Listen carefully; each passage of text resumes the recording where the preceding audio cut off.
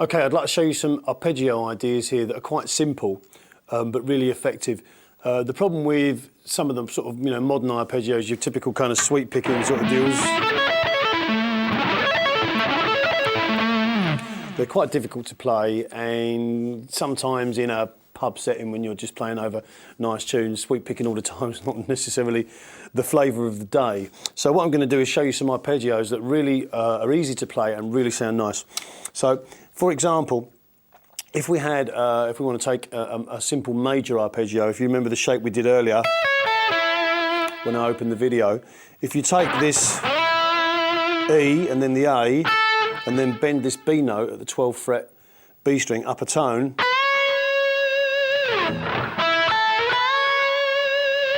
add a nice little bit of vibrato there, you'll notice that we're basically outlining this chord. And with a little bit of phrasing there, all I'm doing is sliding up,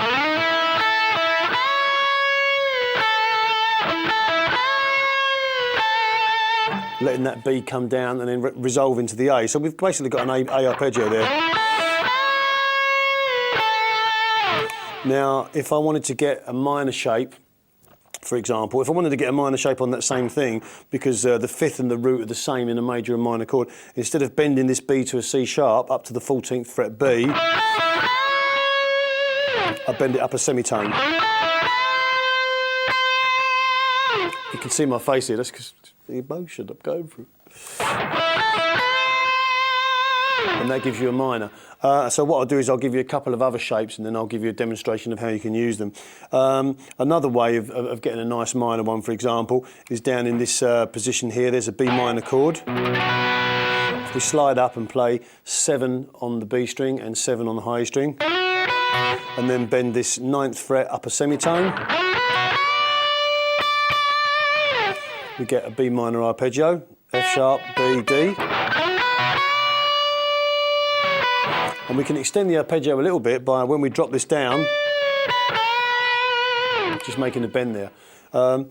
Yes, this note is not in the B minor chord, this 9th, but it's just really serving as an expression.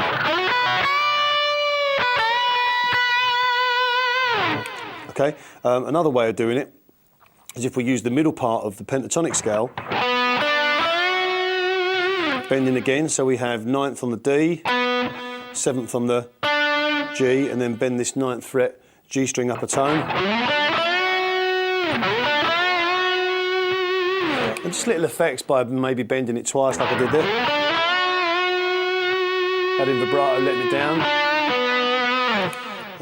That is an arpeggio. So now we have 2 B minor arpeggios.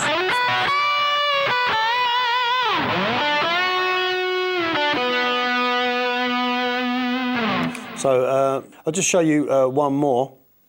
If we have there's another one, say for D, for example, and you can find these everywhere. What I recommend you do is take the basic ideas of what I'm showing you and extend them everywhere you can. Obviously, I'll show you a few to get you started. But with a D chord there,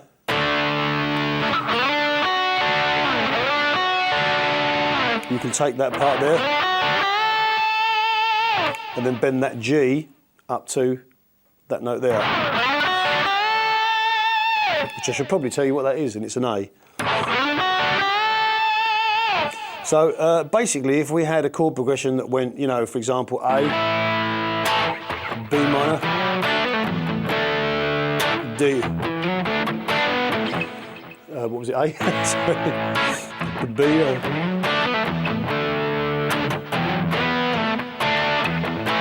we could outline that chord progression by just using arpeggios.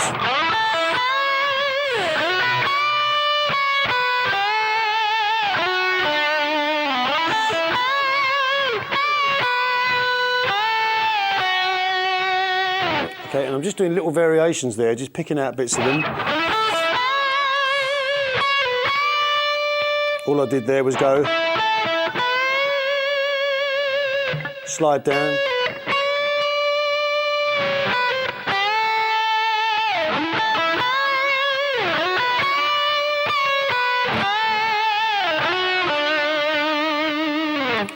okay, and you can see how that works. And then as another form of expression, you can take it up and play the major arpeggio up here.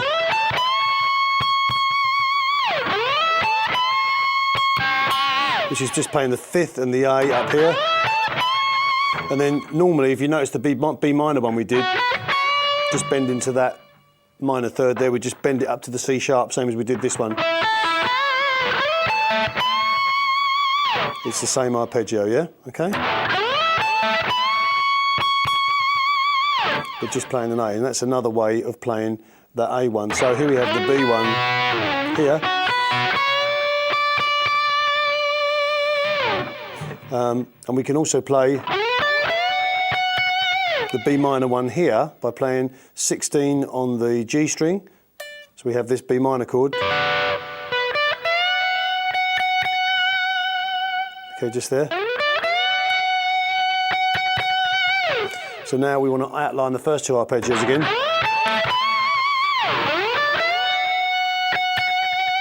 And then we have the D chord right below us there, which only has 1 note difference. So instead of playing, we play. Okay, so if we had the chord progression A, B, D,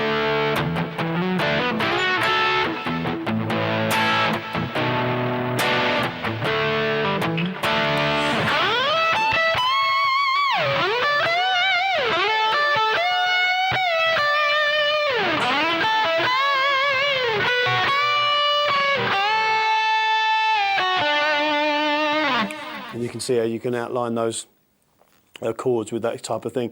And there's absolutely loads of those that you can do. You want to just basically find the chord progressions, like another one, if you have E minor, for example there, E minor 7. You can play it like this.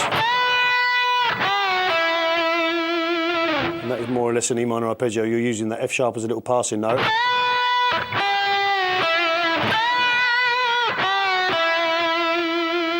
And they basically just take you away from playing the kind of just regular, you know.